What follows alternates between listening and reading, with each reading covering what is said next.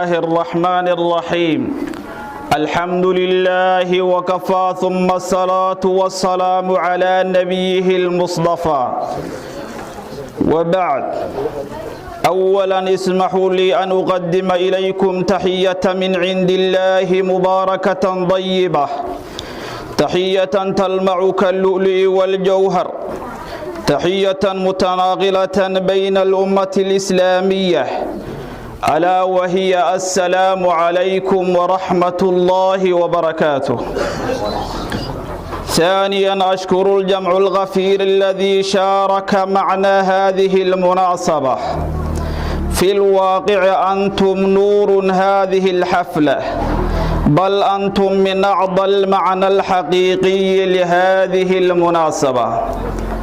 وبعد، الحمد لله رب العالمين، والصلاة والسلام على سيد المرسلين وعلى آله وصحابته أجمعين. أن إلهي بمهد سقناتي سبحانه وتعالى. أما وحام النبي صوبنا عليه أفضل الصلاة والسلام. وحارمنا إن أسوجيدنا مستمعين ته مقلها يا هذا الكينا يا مارت أركها يا موقينا إن أيمان تكجرت هالكاني حفلة قلنجبينات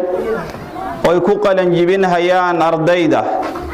يا معلمين تا يا والدين تا مدة دير كسوقاتي وحبرشة الدين تا إسلامك يا تربية إسلامية إن أنمان تهالكان أو أنا مخراتين نغنو qalinjebintii ay u sameynayeen ardaydooda iyo waalidiintii waqtiga dheer la soo qaatay iyo muallimiintii juhdiga dheer soo bixiyay inay halkan maanta ay ku sameeyaan qalinjebin. annagana insha Allah ta'ala aad arkaysaan inaan makhraati oo noqono qalinjebintaas iyo dadaalkii ay soo sameeyeen. inta kadib xafladda si insha Allah ta'ala waxay noogu dhici doontaa nidaamsan oo ma aragtay lagu bilaabi doona aayaadka Qur'aanka Kariimka kadibna waxaa noogu xugi doona salliga nabiga calayhi salaatu wasalaam kadibna waxaa noogu xugi doona muhaadaraad oo culimadii waaweynaa baa noo joogto noo muhaadareen doonto kadibna waxaan sameyn doonaa ardayda juhdiga ay soo bixinayeen in ay soo bandhigaan علومتي أي برنايين يا قرآن كريم كدبنا وحن قدوسين دونا إن شاء الله تعالى شهادة أما إجازة سيدة تغاند وحن قدوسين دونا أرضيدا إجازة وحلي هذا وتنيا النبي عليه الصلاة والسلام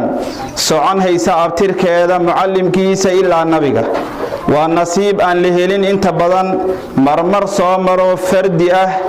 نصيب كاس إيمانة إلهي سبحانه وتعالى يكبو ليستين ويهلين أرضيدا أننا إن شاء الله تعالى إنا نغنى مخراتي إن شاء الله marka xafladda saasay noo socon doontaa mustamiiciinta waxaan leenahay jawi degan oo dhageysi suuban leh dhaqdhaqaaqiisu uu aad u yar yahay in aad ku dhageysataan xafladda inta ay socoto aad loo qadariyo ardayga juhdiga dheer ee uu soo bixiyay maanta ka qalin jibinhay caawa ku seexan doona farxad aad u weyn iyo waalidka oo la qaybsana arinta ayada iyo ardayda dhamaantood waxaan bilaaban doonaa inta iftitaax baynoo ahayd waxaan bilaaban doonaa xafladeeni sida caadada noo ah waxaan ku bilaaban doonaa aayadka Qur'aanka Kariimka oo uu noo akhrin doono muallimkeena sheekheena qaariga Sheekh Abdul Aziz Abdullah Hussein sheekhaas noo akhrin doona aayadaha Qur'aanka Kariimka falyatafaddal sheekh. أعوذ بالله من الشيطان الرجيم. بسم الله الرحمن الرحيم. وإن يمسسك الله بضر فلا كاشف له إلا هو وإن يردك بخير فلا راد لفضله يصيب به من يشاء من عباده وهو الغفور الرحيم قل يا أيها الناس قد جاءكم الحق من ربكم فمن اهتدى فإنما يهتدي لنفسه ومن ضل فإنما يضل عليها وما أنا عليكم بوكيل واتبع ما يوحى إليك واصبر حتى يحكم الله وهو خير الحاكمين صدق الله العظيم. waxaa ikhwaani noogu xugi doono oo dhaqankeena insha Allahu ta'ala sidii ahaan jirtaba ah madaxiga nabiga calayhi salaatu wasalaam oo inoo akhrin doono sheekheena maadixigeena khayr Allah nooga jazeeye Sheekh Abdulwali Abdullahi Hussein ayaa noo qaadi doono qayb ka mid ah madaxiga nabiga calayhi salaatu wasalaam. على الهاشمي حبيبي محمد حوي شرفا على الهاشمي اللهم صل على الهاشمي حبيبي محمد حوي شرفا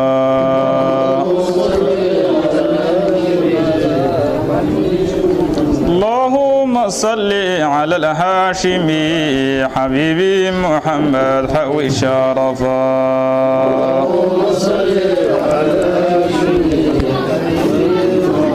وسلم عليه على آله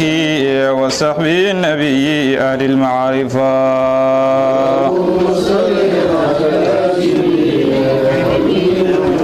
أمينون أميون مامول وراء أتانا حبيبي بالدين حنفا صلي على الهاشمي فكم مديحين على مرتبة لمدح شفيعي ومن قد صفا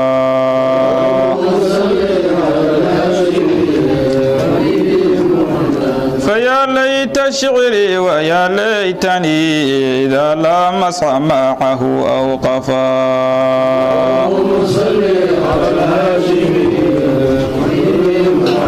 صلاة سلام بلا عدد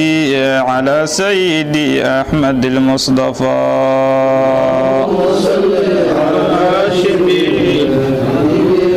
وآلي وصحبي ومن مادح حبيب البرايا صاحب الشفاء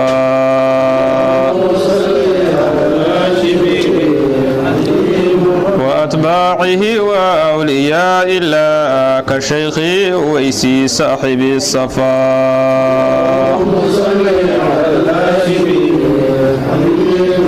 وارحمنا إلهي ووالدنا ومشايخنا وأهل العفاء تمت القصيدة بكاف خذوا أيها الأحباب بلفظ عفا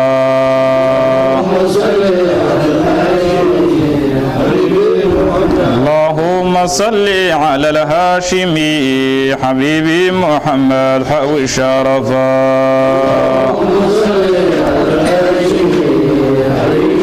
حبيبي محمد حوي شرفا اللهم صل وسلم وبارك عليه. بسم الله الرحمن الرحيم. الحمد لله رب العالمين والعاقبة للمتقين ولا عدوان إلا على الظالمين وأشهد أن لا إله إلا الله ولي الصالحين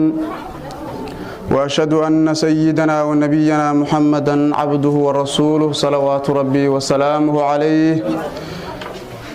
وبعد فقد قال الله تعالى في كتابه العزيز وهو أصدق القائلين إنا نحن نزلنا الذكر وإنا له لحافظون صدق الله العظيم. وقال رسول الله صلى الله عليه وسلم إن لله أهلين من الناس قالوا يا رسول الله من هم قال هم أهل القرآن أهل الله وخاصته أو كما قال صلى الله عليه وسلم. إخوة الأعزاء إلهي سبحانه وتعالى ومهد اسكاله علماء baa joogta ayaga kulay ku fiicnaa inay noo qabtaan laakiin kalimaadkii hadda magacayga lagu sheegay ayaa insha Allah dhahayaa ilaahay subhanahu wa ta'ala mar badan in badan mahad iska leh waxaan joognaa xalfad qaali ah oo yaani ku saabsan qalin jabin quraanka kariimka lagu qalin jabinayo oo yaani arday in badan juhdi soo bixisay macallimiintii iyo waalidiintuna ku soo dadaaleen sidoo sheekhuba noo sheegayay loogu qalin yaani loogu doonsiinayo shahaado marka kalimaad quraanka kariimka ku saabsan ayaan dhahayaa insha Allah biidnillaahil kariim. ilaahay subhanahu wa ta'ala quraankiisa kariimka wuxuu ku yiri innahu laqur'aanun kariim fi kitaabin maknuun لا يمسه إلا المطهرون. قرآن كان وحي إلهي سبحانه وتعالى إنه لقرآن كريم وقرآن كريم لي الله سبحانه وتعالى في كتاب مكنون كتاب مكنون إلهي حفظي ويان وأن لو أقلين ضد طائر أهين نيتابتان إلهي باك إلاليي لا يمسه إلا المطهرون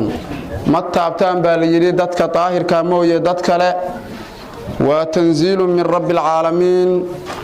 عالم كان ربي اسك لها با سو دجiyay xaqiisu nooga yimid quraanka noocaasa oo kariimka ayaa ma taqaana ilaahay subhanahu wa ta'ala wuxuu yaani nasiib uga dhigay dad dhalinyaro ah oo shubaan oo arday ah inay yaani xifdiyeen intaan oo ahbaaban ay muslimiinana ay u imaadeen inay quraanka ardayda xifdiyay farxadooda kala qayb qaataan quraanka marka noocaasa ilaahay subhanahu wa ta'ala wanaag oo dhan buu noogu idleeyay wax ka maqan ma jiro yaani hudan lil muttaqiin weeyaan dadka muttaqiinta hanuun buu u yahay wax qalqallooc ay qaab daraa kuma sugna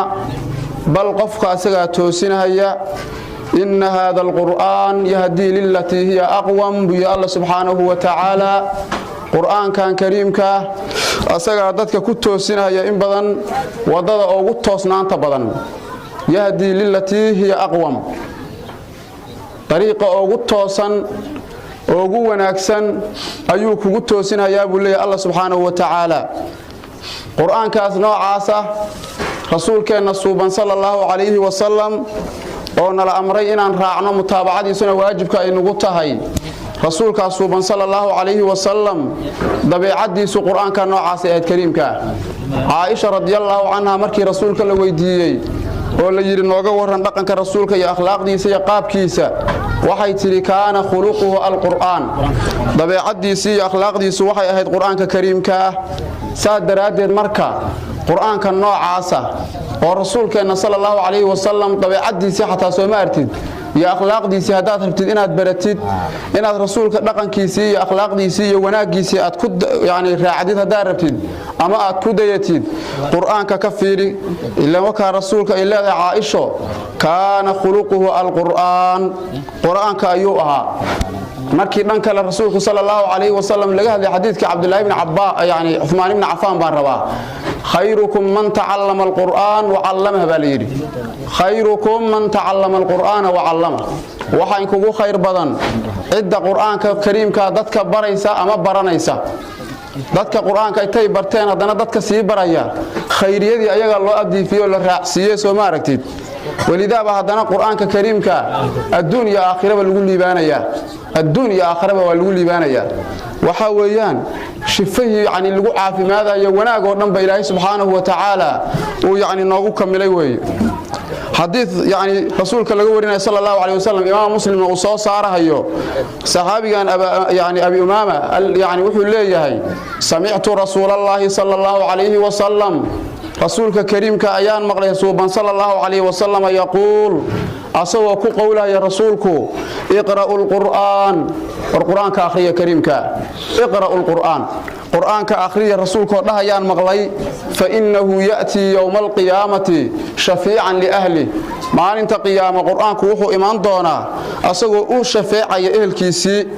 ehelkiisa asagoo u shafeecaya ayuu imaan doonaa hadda waa tii ahayd qur'aanku xujjatun laka aw xujjatun calayka labada mid bay noqon doontaa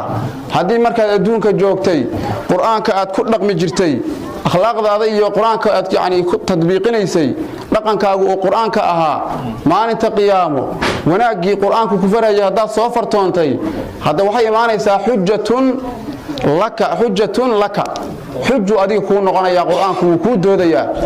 wuu kuu shafeecayaa sida xadiidkii hore baan ku arkaynay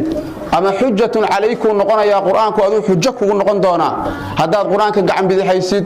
haddaadan qur'aanka ma'muuraadku ku amrahayo iyo manhiyaadku kaa reebahayo hadduu qur'aanku akhlaaqda iyo dhaqanku kugu boorinayo waxa uu kaa manhinayo kaa reebaya aadan ka reebtoomin wuxuu ku faraya aadan fartoomin wuxuu kugu noqon doonaa xujjatun calayka xuju adiga kugu noqon doonaa idan marka qur'aanka noocaasa ilaahay subxaanahu wa tacaala ayaa noo soo dejiyey suubanuhu noogu soo dhiibay wuu baray saxaabadii rasuulka sallallahu alayhi wasallam ayuu baray saxaabadiina dad arday samaysteen oo soo bareen jiilba jiil soo uga soo qaadayay xafladan hadda aan fadhino arday iyo macallimiin baa joogta halkaan ayaa la soo gaarsiiyay idan marka waxa la doonayaa macallimka dawladdiisa hadduu soo qaatay oo ardaydii uu soo baray qur'aanka kariimka ahaa oo uu halkaan soo gaarsiiyay maanta mucallimiin weeyaan ayaguna mucallimiin baa laga dhigay maqaamkoodii inay u qumaan iyo dawladooda ay ka qaataan ayaguna maalinkooda u istaagaan baa la rabaa ma ahan intii la iska baray in laga dhaqaaqahayo ma ahan ilaahay subxaanahu wa tacaala qur'aankiisa kariimka inaad xifdidid oo ilaalisid baa laga doonayaa haddaad ilaalin weydid qur'aanku adiga kuu jiisi maayo meelna kuu beeli maayo ilaahay qur'aankiisa wuxuu ku yidhi innaa naxnu nazzalna adikra wa innaa lahu laxaafiduun annagaa soo dejinnay annagana xifdinayna cid kale xifdi ogama baahna adiga waxaa lagaa rabaa dantaadii un weeyaane qur'aankii maadaama ilaahay subxaanahu wa tacaala afwaah ama dad ilaahay kuu soo mariyay awliyada ilaahaya oo lagu baray inaadan adigu sii dayna qur'aankii aad ku camal fashid inaad ilaalisid taasaa lagaa doonayaa qur'aanku waad aragtay iyo dikriga ilaahay wanaag ilana acla dikri waa qur'aanka waxa lagu gaaraa wanaag oo dhan quluubta ayaa ku xasisha alaa bi dikrillahi tadma'inul quluub ilaahi subhanahu wa ta'ala quluubta ayaa ku xasilaysa quluubta ayaa ku qaboobaysa taasa la doonayaa haddaba qur'aanka waxa lagu noqdaa ehelkii ilaahay sida xadiidkii markii hore aan ku furaynayba Anas ibn Malik waxa laga warinayaa radiyallahu anhu wuxuu wariyay Anas ibn Malik wuxuu yiri rasuulka subhanahu wuxuu yiri sallallahu alayhi wasallam inna lillahi ahliina min an-nas ilaahi subhanahu wa ta'ala dadka ehel buu ku leeyahay ehel ayuu dadka ku leeyahay Allah subhanahu wa ta'ala saxaabadii waxay dhaheen qaaluu ya rasuulallah man hum ehelkaas ilaahi subhanahu wa ta'ala uu dadka ku samaystay oo ku leeyahay waayo قال رسولك وحي صلى الله عليه وسلم هم أهل القرآن هم كواسو أهلك إلهيا أهل القرآن قرآن كأهل كيسيوي وددك أهل القرآن ددك ويان بالي أهل الله إلهي أهل كيسيوي وخاصته ويان بالي ددك أهل القرآن وأهل كإلهي وخاصته ويان إذن مركا يصير أهل كإلهي أتكون نقول لهاي فلن كيدينا قشال الدونية إلهي بابا كامل لغي قلوب تادي إلهي بابا حفظي سيو قليي كل شرحي كلامك إلهي سبحانه وتعالى أدوه مركا هسكفكين إذن قرآنك كريم كوناك أولياء الدنيا آخرة واجرة الدنيا آخرة وكل بانيسا قيامها مركا تكتب القرآن كفرسان ميسد وحيالها بوندويك جنة الغكرة والغكرة درجة سرسمه وقرآنك كريم حديث أورينها يا عبد الله بن عمر حديث لغو أورينها رسولك صوبان بوكورنا صلى الله عليه وسلم رسولك وحو يري يقال لصاحب القرآن قفك صاحب القرآن وحا الله ديه دونا اقرأ ددك صاحب القرآن iqra baa loo dhihi doonaa qofka saaxibul quraanka waxa loo dhihi doonaa iqra akhri quraanka kariimka waa markii qiyaamaha la rabo qofku janjarada inuu koro darajada meeshii jannada uu ka degi lahaa oo uu kala hadub Allah janna ku qadaro markaad rabtid inaad tagtid waxa lagu leeyahay dhulka taagantaha iqra akhri wartaqi kor kama kunt wartaqi kor balay waratil quraanka tartiil iyo tartiib u akhri kor baa la yiri darajadan jaranjaradan kor baa la yiri iqra akhri wartaqi kor waratil quraanka tartiil iyo tartiib u akhri kama kunta turattil fi dunya adduunyada markaa joogtay saa u tartiibin jirtay u akhri saacado u akhrinay quraanka tartiib u akhrinaya tilaabada bilow baa la yiri soco ila kor u soco sababat ila kor u soco la yiri fa inna manzilatika inda aakhir ayatin taqra'uha baa la yiri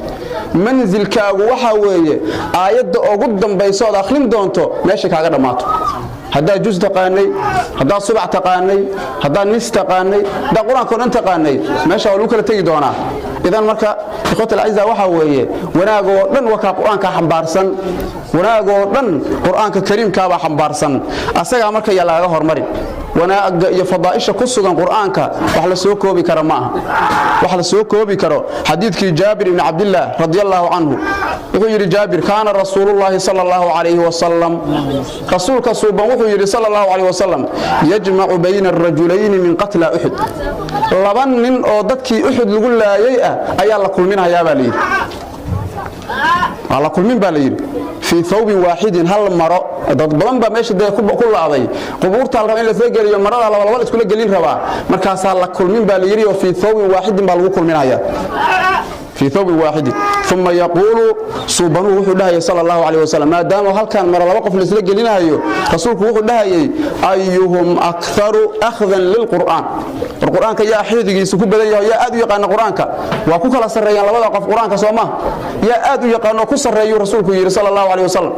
markuu saa rasuulku dhaho fa ida ushira ila ahadihima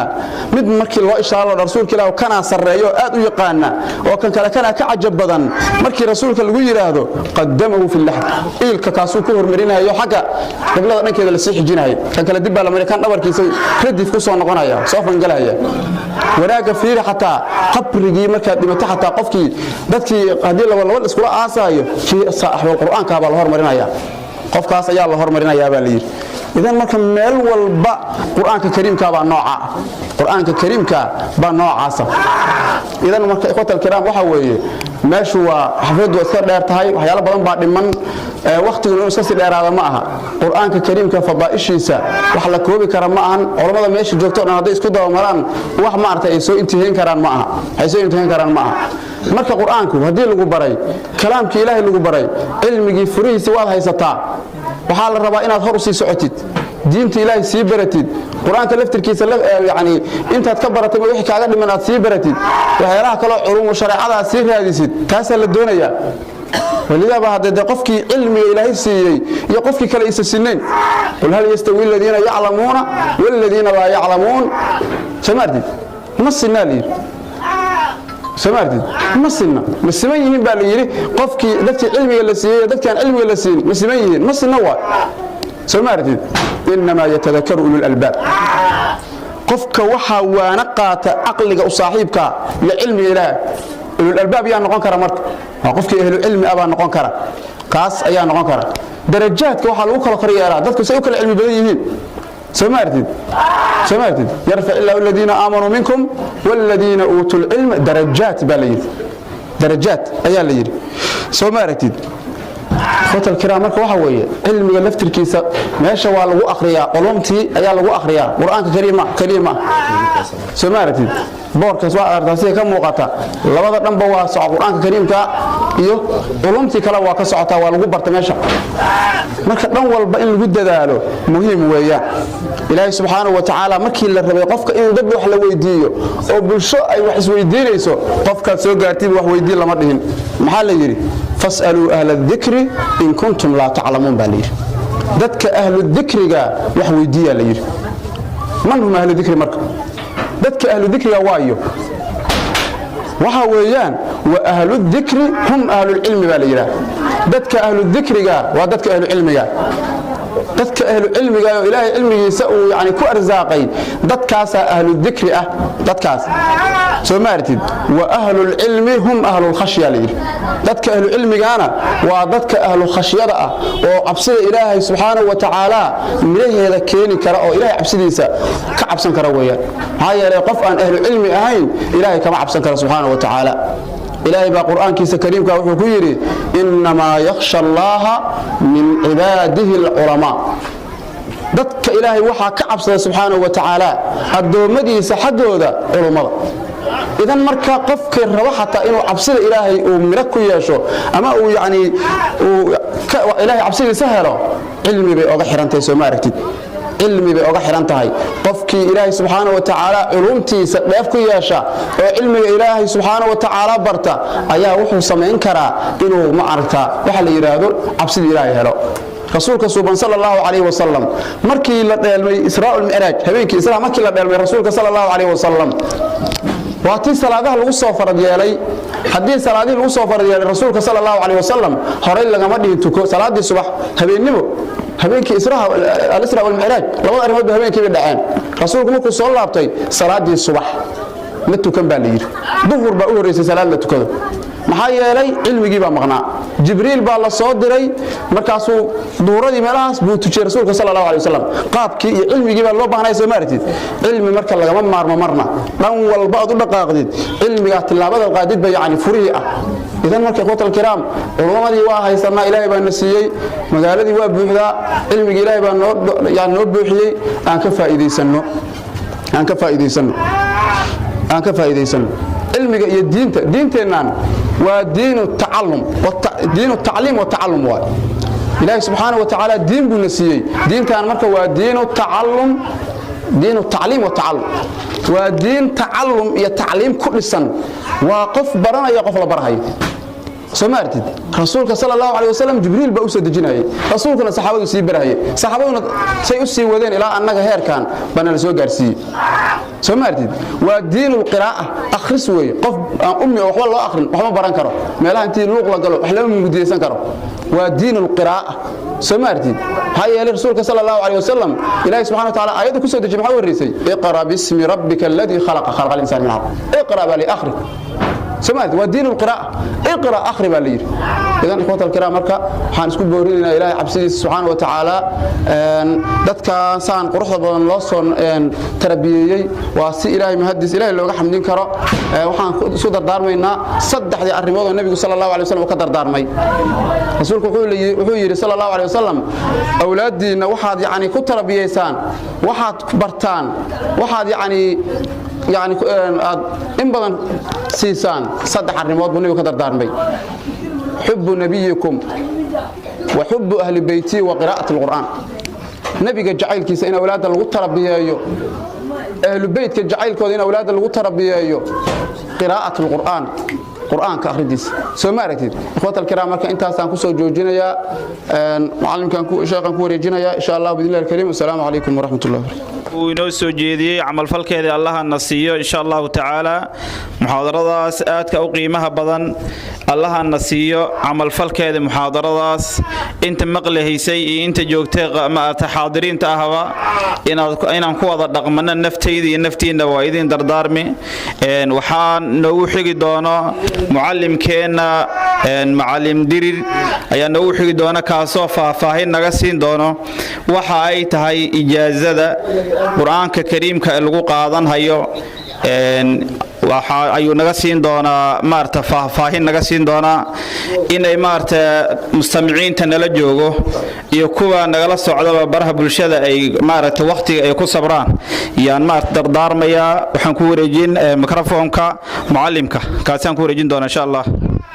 الحمد لله رب العالمين وأشهد أن لا إله إلا الله وحده لا شريك له وأشهد أن محمدا عبده ورسوله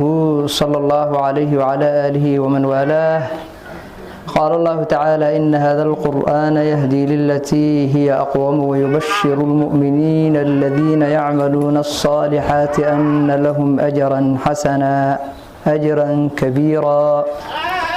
صدق الله العظيم أولا مركا كوباد دمان waa laga raali ahaan haya culimada say u dhanyihiin waa makaan aan dhihlo ahayn wax yar baa igu yar qasbahay inaan macnihii meesha ka hadlo iyadoo dad waaweyn joogaan halkoo arrin baa in xoogaa la yara muujiyo u baahan ilaahi subxaanahu wa tacaala waxyaabooyinka diinta uu ku xifdiyey diintaanada uu ku ilaaliyey waxa ugu weyn waxaa weeyaan isnaadka wey sanadka asaga ah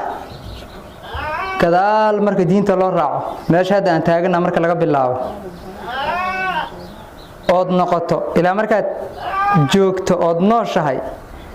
waxaad ku dayanaysaa culimmadii iyo ahlu khayrkii iyo ilaa nabigeena calayhi salaatu wasalaam laga gaaro yaad ku dayanaysaa waajib bayna kugu tahay taas marka la fiiriyo rag waaweyn oo waxaa jira quraanka kariimka ah cimrigoodii iyo caqligoodii iyo awoodoodii quraanka ku bixiyay oo imaamkan imaamul jazari ilaahay khayr badan hanaga jazeeye uu ka mid yahay kitaabo fara badan buu ka qoray waxyaabooyinka marka raggaas quraanka waa la dhameyn jiray inta la bilaabo quraanka inta la bilaabo oo meel laga bilaabo la khatimi jiray waa la dhameyn jiray nidaam bay marka sameyn jireen haddaan nidaamka asaga nidaam ka duwan aad la imaado waxa weeyaan shay mubtadicnimo ah oo waliba aad qabiix u ah way quraanka xaqiisa marka la fiirinayo wax adiga aad maanta iska bilaaban karto oo waxaad rabtaan aad ku sameyn karto ma aha sidaa daraadeed baan muddo dheer waxaan isku dayeynaa bal sidii nidaamkaas aan ku heli lahayn maadaama waajib ay nagu tahay quraankiina aan baranayno dadkina la barahayo in dadkii mustaqbal loo sameeyo lagu xiro ahlu khayrkooda si ay ahaan jireen wadada ay ahayd in la raadiyo hadiiba la heli karo shay waajib oo nasaaran bay ahayd kuma noqonayo oo intii aan soo marnay iyo wixii aan arintaas iska daba wareeg iyo raadin iyo aan u marnay hadda kuma noqonayo waa la iska dareemi karaa wixii la soo xasiliyo wixii loo maray waa la iska garan karaa marka dadka la siinayo iyo dadka culimada joogo dhammaan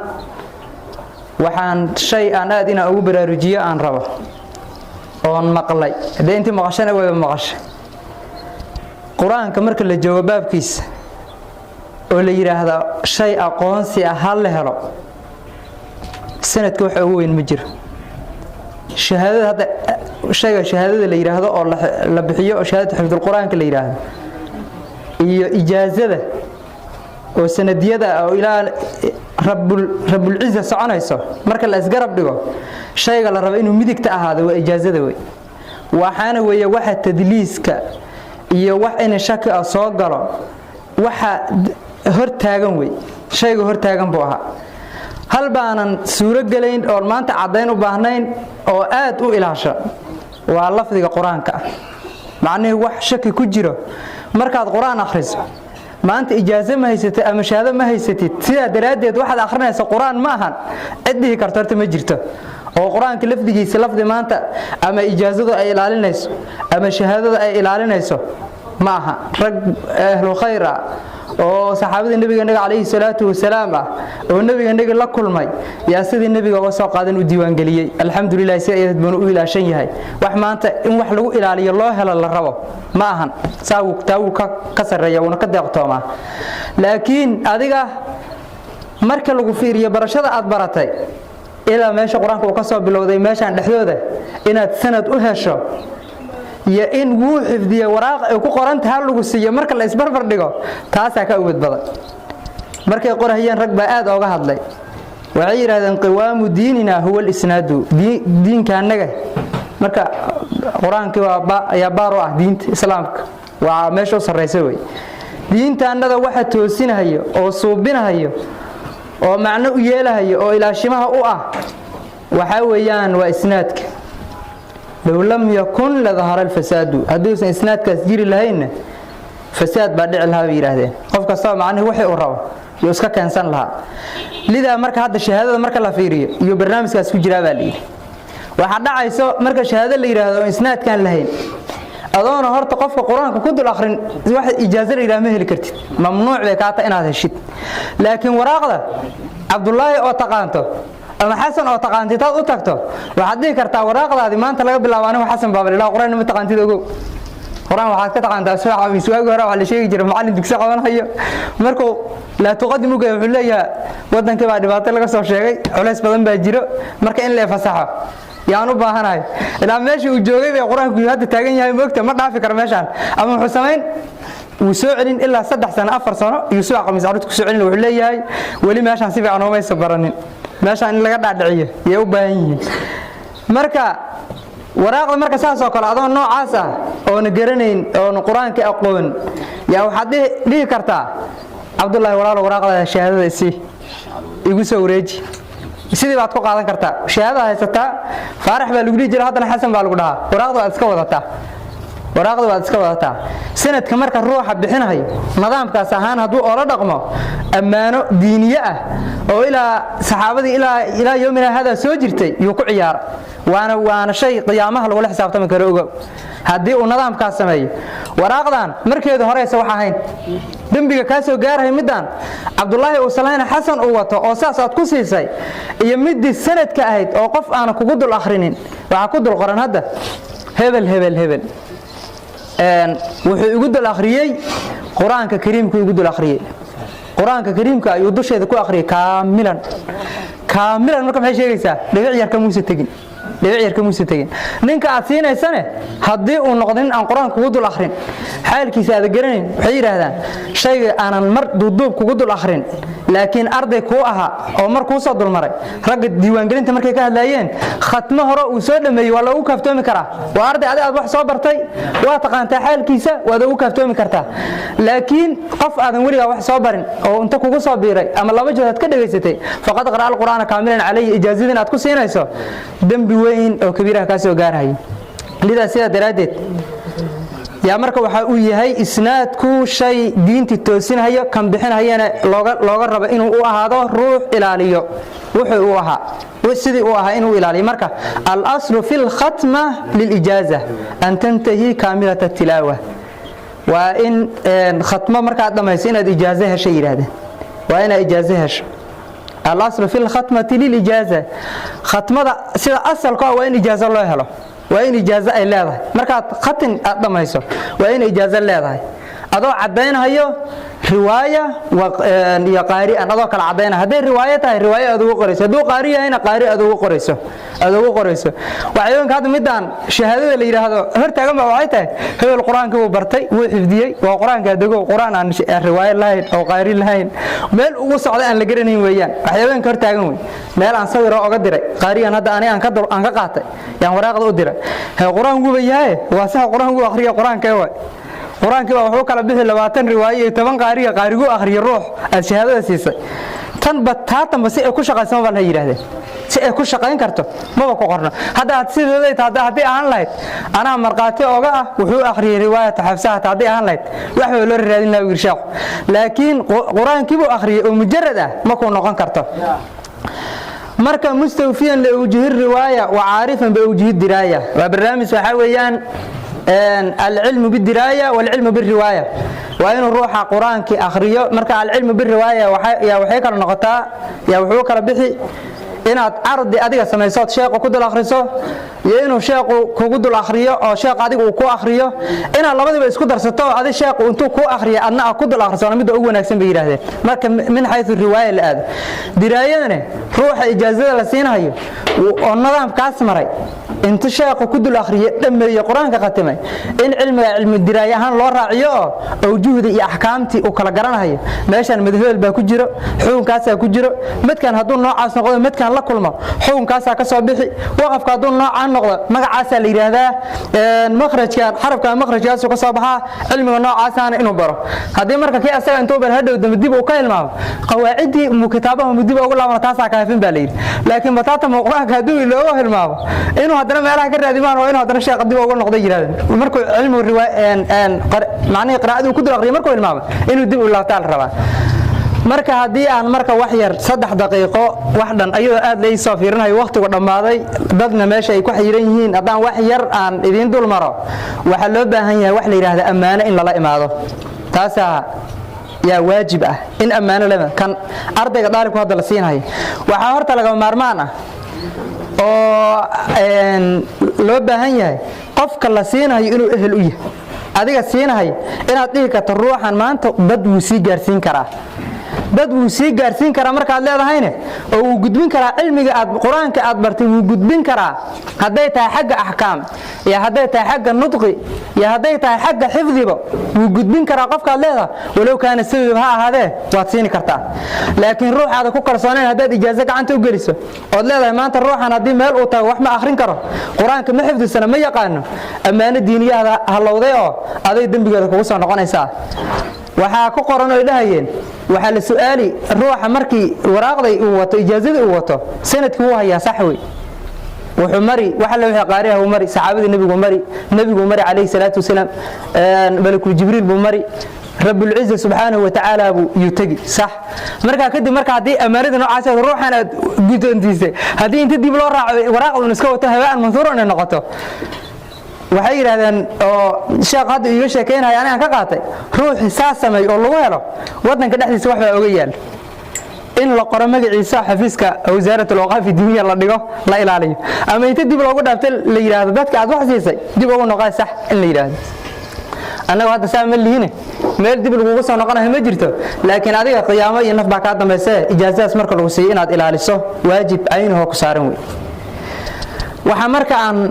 shayga aan raba u yahay ijaazadaas aad qaadanayso shahaada la socoto yaa la socoto oo ku qoran waxa ku qoran ay tahay hebel quraanku ugu dal akhriyo wax qalad ah iyo wax dhaxdiis kuma jiro meel ka soo tahay inuu quraanka akhriyo waa uu fasaxan yahay oo uu idman yahay midda ijaazada marka la raaco meel ka soo dawlad islaamiga ay ka jirto macad madrasa quraanka lagu baranayo ku taal oo la tagto loogana baahan yahay macallin inuu ka noqdo oo taas aad geyso oo laga aqbalay ma jirto meesha rabtaa ahaato maalin dhow laba nin waa sanadkii corona markuu bilaabanay laba dhalinyaro ah oo quraanka isla akhrisanaysay baa aniga iga tagtay labadaba mid asagoo quraanka u marayo ka dhameeyay laakiin inaan ijaazadan gudoonsiyaan rabay xifdiga aan u wado oo huud marinahay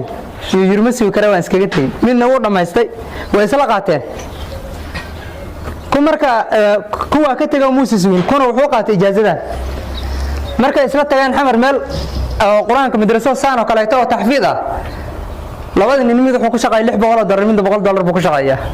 isma dhaw Soomaaliya marka ta xagga adduunyo la aado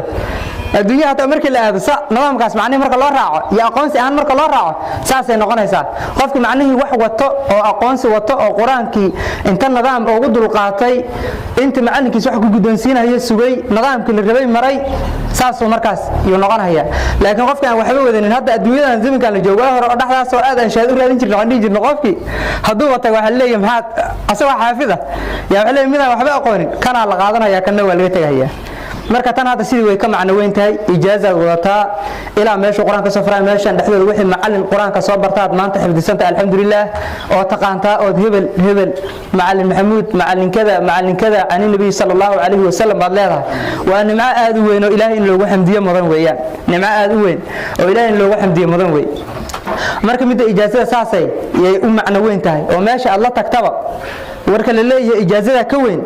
meel aan laga qaadanin ma jirto hadda ilaa 18 nin oo meel qolo isku jirno oo isku meel joogin ana hadda Kenya jooga nin Hargeysa joogay inta kalena carabtaana ku wada qaybsanayeen madrasa kasta saan baa looga bixinayaa ijaazada iyada saan baa looga bixinayaa marka waa shay intishaaray oo faafay oo adduunka oo dhan ku jiro marka insa loo ogaado qofka siinaysan qof sugan oo ka ahaado waliga Allah qof aadan quraan ka dhigaysan ehelna aadan u ahayn inaadan siinin intaas la iga raali ahaanaya insha Allah taala wassalaamu alaykum warahmatullaahi wabarakaatuh macallimiintooda iyo waalidiintooda waqti dheer bay quraanka soo galiyeen maanta waa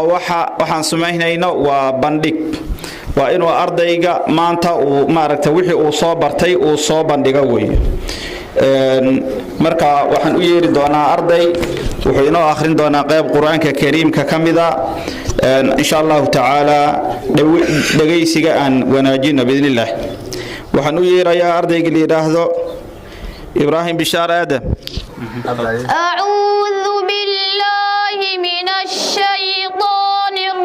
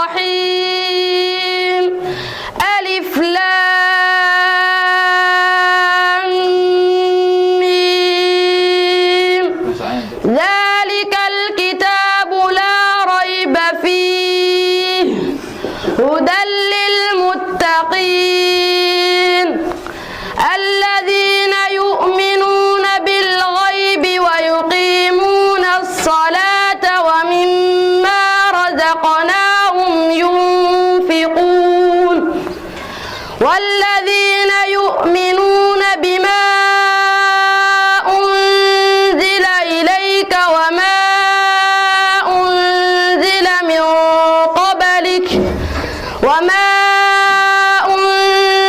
من قبلك وبالآخرة هم يوقنون أولئك على هدى من ربهم وأولئك هم المفلحون إن الذين كفروا سواء عليهم أأنذرتهم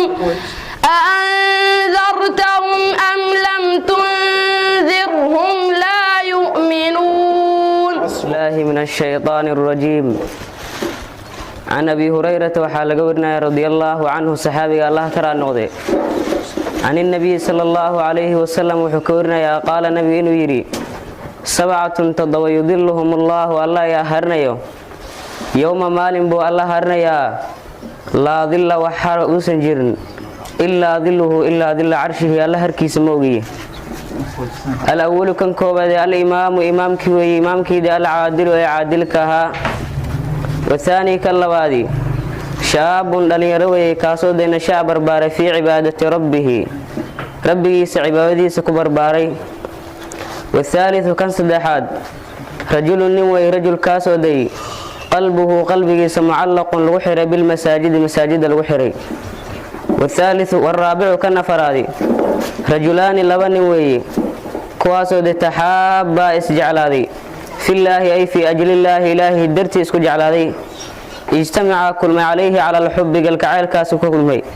وتفرق هدنكو كالتغي عليه على الحب قلقعيل كاسو كالتغي. والخامس كان شناد رجل نوي رجل كاسو دلبته رجل كبو امرأة هوين أي دلبتي امرأة سوديذات منصب نصب صاحبة وجمال قرح صاحبة. والسادس كان لحاد رجل نوي رجل كاسو دي تصدق صدقيست بصدقة صدقة سو أخفى أوقري حتى انت أوقري لا تعلم أي سنغان شماله قعنتي سبيحها ماذا كي أيها أن تنفق ونفقين سيمينه قعنتي سبيحها. والسابع كنت دوادي رجل نوي رجل كاسو دي ذكر الله إلهي حسي خاليا حاله متكمرن عن الناس ذاتك حقا كمرن وففاضت مكا ايش وانت عيناه اللبدي سند الدموع عن اللن.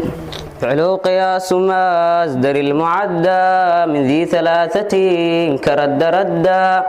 وفاعل اللزيم بابه فعل كفارح وكاجو وكاشلل. وفاعل اللازم مثل قاعدا له فعول بطراد كغدا ما لم يكن مستوجبا فعالا أو فاعلان فادر أو فعالا. فأول لذي امتناع كابا والثاني للذي اقتضى تقلبا بدا فعال أو لصوت وشمل صيرا وصوتا الفعيل كاصهل. فعولة فعالة لفاعلا كساهل الأمر وزيد جازلا. وغير ذي 3 مقيس مصدره كقدس التقديس. وزكه تزكية وأجملا إجمال من تجملا تجملا. واستعيد استعاذة ثم أقم إقامة وغالبا ذات اللزم. فاتر استحسين جر فاعلي معنى بها المشبهة اسم الفاعل. وصوها من لازم لحاضري كظاهر القلب جميل الظاهر. وعامل اسم فاعل المعدى لا على الحد الذي قد حد. وسبق ما تعمل فيه مجتنب وقوله ذا سببية وجب. فارفع بها وانصيب وجر معا ودون المصحوب وما اتصل بها مضافا أو مجردا ولا تجرب بها مع السم من أنخلا. ومن إضافة لتاليها وما لم يخلف فهو بالجواز وصما. بأفعل انضغ بعد ما تعجبا أوجبها في القاء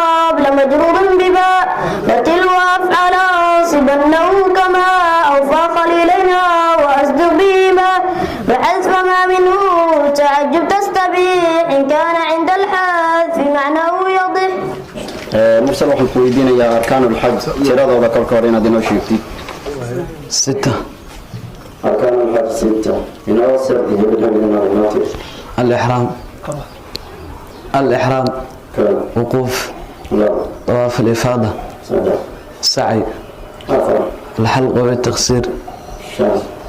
ترتيب الوقوف ما نقول أركان الحج أنت أوضح أن مقام الموضع عن عماش الحج ما نكتونات قلت ما كريس كسور يعني عماش الحج مقام الموضع يقول عن لحوي لدى من الموضوع وما ملعب وما كرشه يوم التروية هل كل أنت يا سمار مانك وكان أنت معنى هذا ما مانك تراهم عرفة بيت سديدات محبب إلى يوم العرفة محلقة يوم عرفة نجيب شفتان وقوف عرفة أيضا وقوف عرفة صنام ماشي وقوف عرفة عرفة يستاهل اللي يستاهل زوال الشمس زوال الشمس كسر مالك أشهد مجلس يوم النحر هذيك طبعا الحاجات البرية حاجات تشوفها مزدلفة صبح هذا حاجات هذه حلال رمي جمرة العقبة كون قوري آدم يا قوري عربنا نحري هي أنا حلقة إبرة تقصير هي طواف الإفاضة ما شاء الله صدق مرمى بين أول ما أنت أفراد محلقة بتاع حلقواني الجمرة رمي الجمرات مانك حيكو أدنت يتراهان سديدات سجارات وتمانات كوي تمام محلقواني رمي الجمرات هذا صدق تمام محلقواني رمي الجمرات محلقة إذا لما الماء يوم وغنوشة تترويه إلى عرفة يوم كتمام محلقة يوم العرفة يوم التروية يوم عرفة يوم النحر يوم القر يوم النفر الأول يوم النفر الثاني واجبات حد كان أركان تبان 7 نوتي الإحرام من الميقات مبيت مزدلفة مبيت منى ورمي الجمرة العقبة ورمي الجمرات طواف الوداع ترك محرمات الإحرام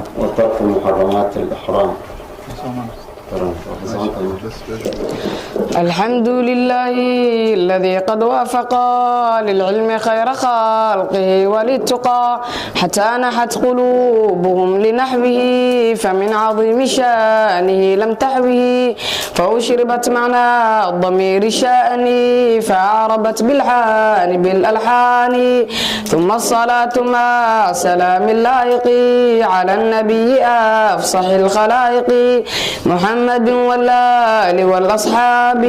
من أتقنوا القرآن بالإعراب وبعد فاعلم أنه لما اختصر رجل الورى على الكلام المختصر وكان مطلوبا نشد طالبي من الورى حفظ اللسان العربي كي يفهموا معاني القرآن وسنة الدقيقة المعاني والنحو أولى أولا أن يعلم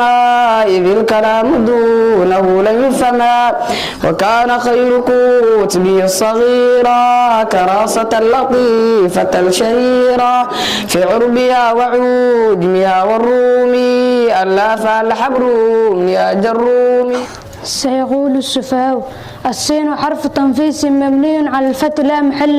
لا محل له من الإعراب. يقول فعل مضارع مرفوع لتجرده عن الناسب والجازم وعن النونين وعلامة رفعه ضمة ظاهرة في آخره. السفهاء فاعل يقول مرفوع علامة رفعه ضمة ظاهرة في آخره. صحيح. وجاء المعذرون له من الإعراب. المعذرون فاعل جاء مرفوع علامة رفعه الواو نيابة عن الضمة لأنه جمع المذكر السالم ما ناب فيه عرف عن حركة والنون عوض عن